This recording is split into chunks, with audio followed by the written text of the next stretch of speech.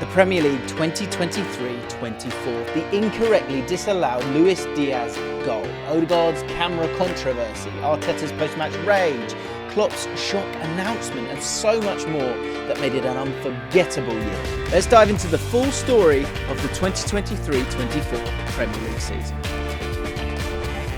Now, the talk heading into the season was about Manchester City's inevitability, with the possible caveat of a hangover from the treble season the season before. But this doesn't mean that the competition stood still. Oh no! There were huge waves that were made in the transfer window. For Arsenal, they beat Man City to Declan Rice, 100 mil. Kai Havertz came in for 65, and Jurgen Timber, the defender of course, came for 35 million. Liverpool had Alexis McAllister, Dominic Szoboszlai, Wataru Endo, and Ryan Gravenberch coming in to bolster that midfield, of course. But whilst the teams at the top tried to close the gap on Manchester City, there was spending going on further down the league as well. Manchester United spent 170 million to bring in players who would implement Ten Hag's style of play, finally.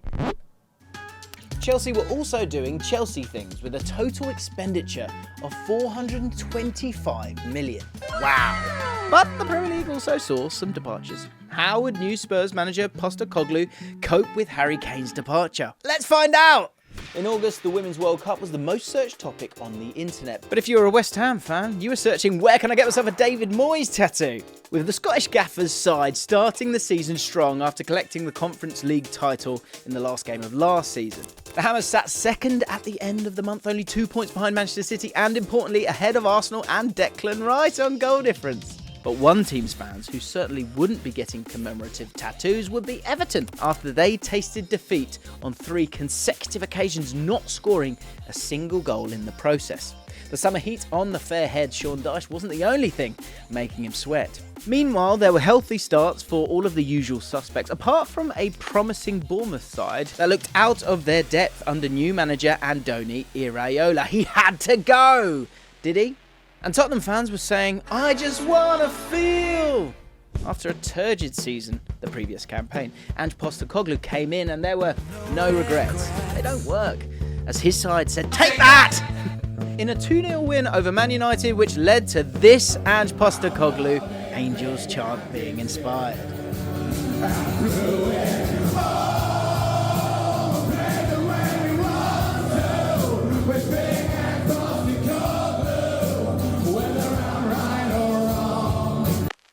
Were Tottenham back for good, or would they come undone? We will soon find out. That's the last Robbie Williams pun, by the way. And through it, she offers me affection. Unless she's a Man United fan, and my name is Erik Ten Hag, because September was a rough month for the Red Devils. Wasn't it, Mr. Goldbridge? Some of that! Have some of that! He's f***ing miles on. He's what? He's miles. Just go away! Go away! Go away! Get out! The month of September saw Taylor Swift break records for her tour, but the only record being talked about in the Premier League was Ange's undefeated record. After 7 matches, Tottenham were yet to lose and sat 1 point behind Manchester City. Harry Kane? What's a Harry Kane? But one stadium that Taylor Swift wouldn't be selling out was Kenilworth Road, home of Luton Town, who played their first home match of the season in the month of September. Have you seen their stadium, by the way? It's tiny. Remember that? Yeah, we get it. It's a stadium. It's small. They haven't been in the Prem for ages. Leave it. Some people thought that Taylor Swift's use of her private jet was crossing a line. But it was Luis Diaz not crossing a line in the Tottenham vs Liverpool game that left everyone perplexed. What? No way! They are ruining the Premier League. Why have they ruled it off? I'm not watching anymore. Put on the Antiques Roadshow.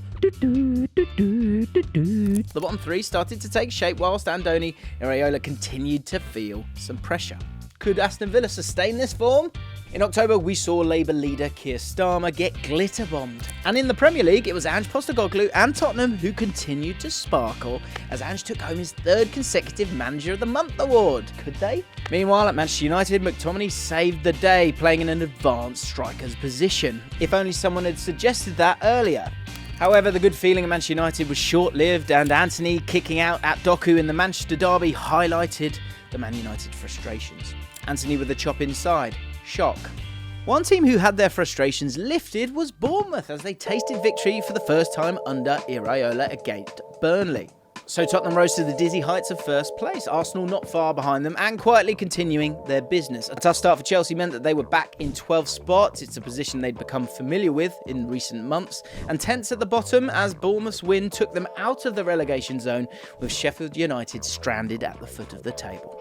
In November, the JLA channel was robbed of an award at their Football Content Awards. Yeah, I said it. And then, much like myself, 12 short hours later, Everton were robbed of 10 points after being found guilty of breaking the Premier League profit and sustainability rules and found themselves in the relegation zone, having been 7 points clear beforehand. I feel your pain, guys. Luton were only minutes away from sealing a historic 1-0 win over Everton's rivals Liverpool until Luis Diaz popped up with an emotional late equaliser in the week of his father's kidnapping, who also thankfully popped up soon after. And they needed him to as well after Darwin Núñez put in the miss of the season, and this video continued to age like milk. In the wake of an Arsenal 1-0 defeat to Newcastle, the first defeat of the season for Arteta, he didn't hold back at all, did he? It's embarrassing. It's a disgrace. That's what it is, a disgrace. And when the club needed to come up with a response to Arteta's comments, they doubled down and released a statement backing Arteta for some reason. After that victory, it became a very difficult month and middle of the season for Newcastle United, and Kieran Trippier was left with no option but to consult the fans on how many injuries Newcastle had. And believe it or not, the action didn't stop there. In a month that truly displayed the peaks and troughs of the Premier League, the phrase siege mentality felt applicable to Everton as they looked to claw back some of their lost points. So here it was, Goodison Park, under the lights, a chance to silence everyone. But Garnacho didn't get the message and scored what was probably the goal of the season. If not, let me know in the comments down below. Off you go. But Everton wasn't the only team playing in blue threatened by relegation. Just ask my beloved Rory Jennings after the 4-1 defeat to Newcastle. Chelsea being relegated is now a distinct and real possibility. It all started so well, but it was a tough month for Spurs as they moved from 1st to 5th. Turns out they couldn't.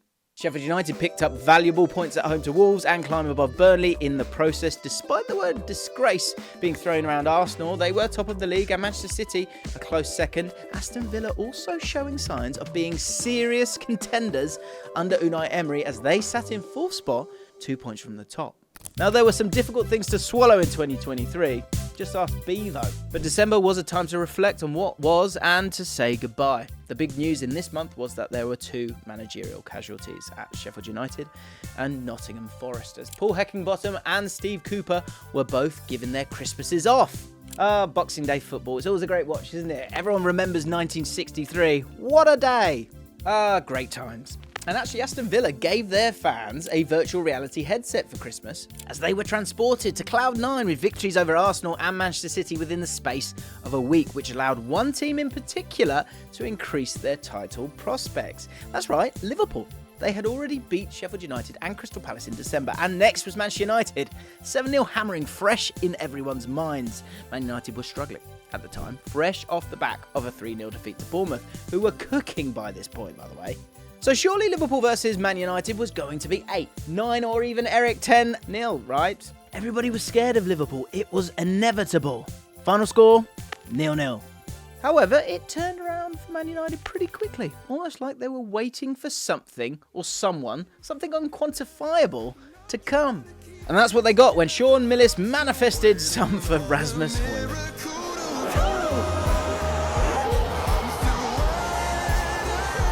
So be waiting for the miracle. So, despite only a point against Manchester United, Liverpool now found themselves 3 points clear as 2023 came to a close. Aston Villa announced themselves as surprise title contenders. West Ham continued on their path towards a top 4 finish with big wins against Tottenham and Manchester United. Wolves continued to thrive under Gary O'Neill despite being a lot of people's picks to go down early doors. And of course, the footballing gods were out in force as Chris Wood popped up with a lovely hat-trick against his former club, Newcastle United.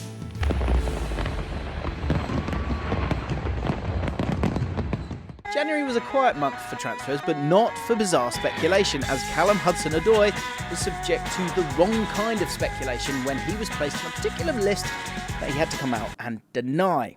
But there was no denial over one thing. The January transfer window stunk. It was one of the worst. It was so boring. Calvin Phillips joined West Ham. That's all I've got to say on the matter. But one person's return did feel like a new signing, and that was Ivan Toney's return to the pitch for Brentford after an 8-month ban from football for 232 breaches of the FA's betting rules. And I'm still not totally sure about the way that Brentford chose to celebrate his return.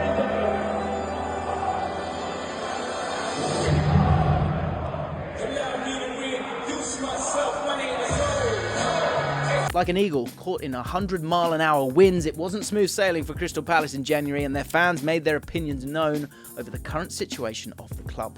And the winds of change were blowing throughout the Premier League, with the shock news that came from Liverpool as Jurgen Klopp announced that he would be leaving. And like that weekend when Firmino, Coutinho and Jurgen Klopp all came back from Turkey with new teeth, it was a lot to take in. However, again, like those gnashers, Liverpool were shining bright, and they were in pole position. The question then became how many trophies Klopp would be departing with. It was sad news, but on a more positive note, we saw some of the finest dark arts / shithousery of the season in the Tottenham versus Brentford match. Lovely, wholesome stuff. And it's safe to say that Neil Maupay's ego wasn't getting any littler as he threw some imaginary arrows mocking the James Maddison celebration. That really wound up the Spurs players. But it rattled them enough to step up their game, and they decided it was time for Maupay and Brentford to feel the power of a tailor-made 3-2 win for Spurs. January also saw some of the best limbs as Kobe Mainoo scored an absolute belter to win a thriller 4-3 against Wolves at the Molineux. So Liverpool sat top at the end of January, and they were doing it for Klopp. Meanwhile, Crystal Palace were edging closer and closer to the relegation battle that they never should have been near to. The bottom three still rooted to the bottom, whilst Chelsea began to quietly rise. February 2024 saw an extra day thanks to the leap year. It also saw rumours that the British Army would bring in conscription once again. Imagine me in the army. Be awful. But it was Richarlison's call-up to the Spurs starting 11 that really made waves in this month, as the Brazilian began the month with a brace at Everton, his former club, to continue his excellent form. But Jamie Carragher certainly wasn't as chirpy as Richarlison after a goal, as Martin Odegaard truly rattled his cage by taking a picture of the Arsenal photographer after Arsenal beat Liverpool 3-1 at the Emirates. Disgusting. How could he? That was part of a dominant start to 2024 for Arsenal, and shortly after that victory, they hammered the Hammers 6-0, which caused this image to go viral. But I think it's important to clear this up, because I don't think this is as bad as it looks, because the majority of West Ham fans they're in a smoking area. Speaking of which, does anyone just think that every West Ham smoking supporter smokes like this?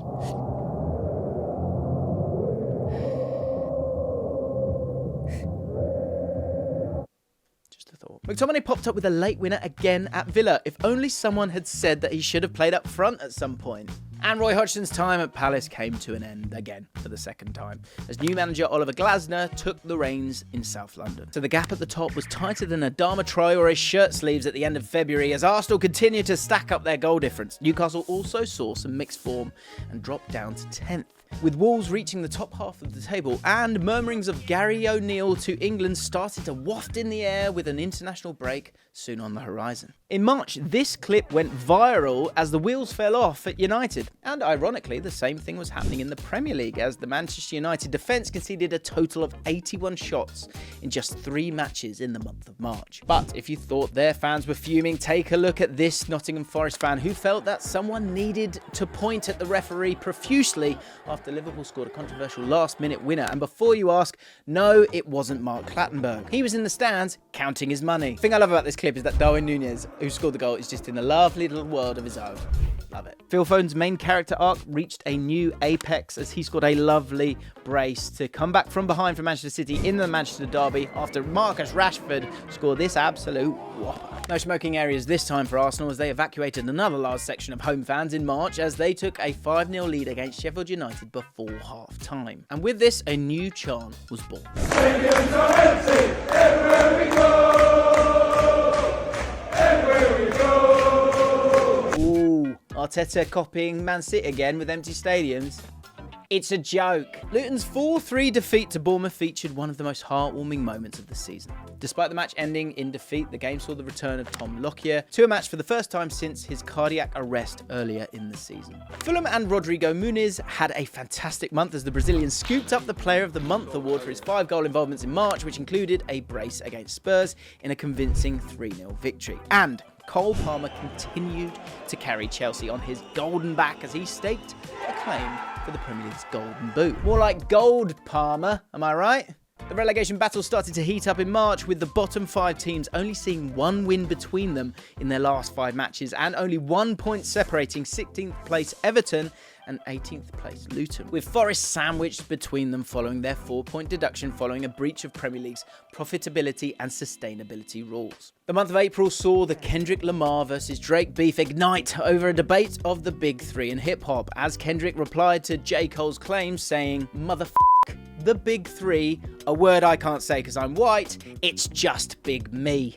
And in the Premier League, we were also gripped by the big 3, and there were some dramatic matches that would alter everyone's title predictions. But first off, we take a trip to a random house in Newcastle. Mum, where's Dudley? Son, he's at St James's Park dressed as a dinosaur. Why, Mum? Why? Because he thinks it's banter, son. Pack your suitcase. I'm going to your nan's. In my defence, I can only do a Geordie accent if I'm pretending to be Peter Beardsley. Gerrard! Hang on a minute. Sorry, I meant McAllister! Because the McAllister goal against Sheffield United was the most Gerrard non-Gerrard goal of all time. Now, do you remember when we spoke about Cole Palmer? Or should I say, no, well, yeah, he reached peak coldness. Or should I say goldness in April, as he scored a hat-trick that upset a lot of people. And most notably, our boy Mark Goldbridge and his poor computer chair. Newcastle were also on a mission in April as they beat Tottenham 4-0 with this starting 11, and Anthony Gordon took his goal involvements tally to 18 for the season. But it was a tough end to the month for Liverpool when it came to goal involvements after they were beat 1-0 at home against Crystal Palace despite having 21 shots in the game. A defeat for Liverpool and then Arsenal later in the day against Aston Villa made the world feel like it was over when it came to the title race, despite the gap still being so close. Cole Palmer, by this point, is beginning to get frostbite as he puts 4 goals past Everton in a 6-0 win. But the biggest moment of this game was the penalty bust-up between Madueke, Jackson, Gallagher and Palmer. But Everton would quickly bounce back with a 2-0 win over Forest with a little help from Stuart Atwell on VAR. And Stuart Atwell was then challenged for his decisions with a subsequent statement from the official Forest Twitter account. And poor Nuno had one of his most needed cigarettes of his entire lifetime. A week later, the chant being sang at Everton was as they beat Liverpool 2-0 without hardly even touching the ball, and Klopp's final title attempt and Merseyside derby ended in failure. Everton became mathematically safe, Chelsea began an unlikely charge for European football, all whilst Crystal Palace and Jean-Philippe Mateta began their rampage that would follow into the month of May. We went into the final month of the season and Tottenham had the chance to get into the top 4 but shot themselves in the foot at the expense of Arsenal. But all that really mattered was the final day. Who would win the 2023-24 Premier League title? After 2 minutes we saw the opening goal of that final day, and like Wood in Forest, Chris was at home and scored the opening goal on the final day. Speaking of Wood, Arsenal's hopes would drift as Thogden scored an early goal at the Etihad, and what a goal it was. And according to reports, Pep told the Man City players to give it their all and shoot their shot. Unfortunately, Thogden took it way too far and started shooting his own fans. Thogden then scored again, and if the Manchester City fans thought they were safe after his first massacre, they were wrong, as he did it again, polishing off the remaining survivors. Back to the City ground, and it was that man again, Wood, scoring the goal for the Tricky Trees. And speaking of Wood, Brentford were clearly on the beach as Newcastle took an early 3-goal lead, and Manchester United's hopes of finishing 7th were taking a hit. At Anfield, it wasn't just Klopp saying goodbye, as Nelson Semedo also got his marching orders in the 30th minute in the final game before Jurgen would ply his trade elsewhere. Speaking of Wood, meanwhile at the Emirates, Gana Gay's shot went against the grain of rice and flew into the net. Layered. The pun worked for Rice and Wood, but Tomiyasu had other ideas, as he said, "Toma, yes please." 3 minutes later, equalising for Arsenal, and soon after it was kudos for Kudus, as he brought the Hammers back into the Etihad. Meanwhile, Luton's farewell from the Premier League was being made worse, as Mexican Raul Jimenez said adios compadres, as he poked home his second goal of the game in the 49th minute at the Kenny. And when it comes to farewells, we would also be parting company with Burnley and Sheffield United, as both of their farewell matches were being made painful affairs thanks to Nottingham Forest and Tottenham. For Manchester City, it was about two players this season: the player of the season, Phil Foden, and of course Rodri. And as he has done on multiple occasions this season, he made it 3-1 against West Ham, and the title was all but sealed. But it was almost no arm, no foul, as Souček nearly gave them a way back in. Meanwhile, at Arsenal, it literally was use arm, no foul in Arsenal's case, as Jesus used his arm to manoeuvre the ball past Tarkowski, and Arsenal went on to score late on, getting themselves the victory. And no one will talk about that goal ever again, despite it clearly being a handball, but it doesn't matter, does it? Because it's Everton. If it was the other way around, people would never shut up about it, and that's why you need to get rid of VAR. I'm sorry, I had to. But with both Manchester City and Arsenal matches tense and in play, one game had already finished. A game that the result didn't truly matter, but the message of the game did, as Anfield celebrated the managerial tenure and bid farewell to Jurgen Klopp, with justified tears all around Anfield and in the eyes of Trent Alexander-Arnold. Go well, Jurgen. With 111 breaches put to one side for the time being, it was a stunning Manchester City's ability to hold their nerve and breach the 90-point mark that would dash the ever-improving Arsenal's hopes of a first title in 20 years, as Pep pipped Mikel and Manchester City won a historic fourth Premier League title in a row. And that was the 2023-24 Premier League season. Thanks for watching.